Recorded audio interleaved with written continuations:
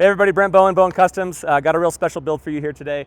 Our customer Kevin from Wisconsin brought us his F450 pickup bed, not chassis cab. Originally dually that he converted to super singles, and he wanted a custom bed on the back, which is what you see here.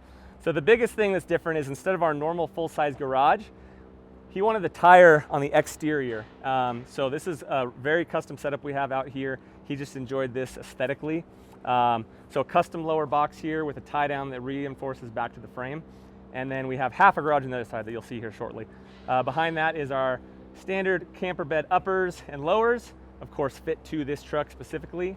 Now when you come around to the back, you'll notice with our camper beds and our topper beds, we have our factory floor height. So this is something that only our beds offer with the sealed upper boxes.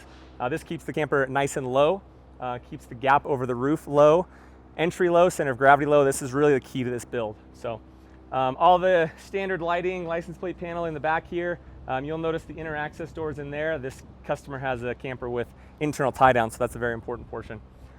And then here's all that same storage with the half garage fully open. So you can see there, tons of storage. This is gonna be a game changer for this customer.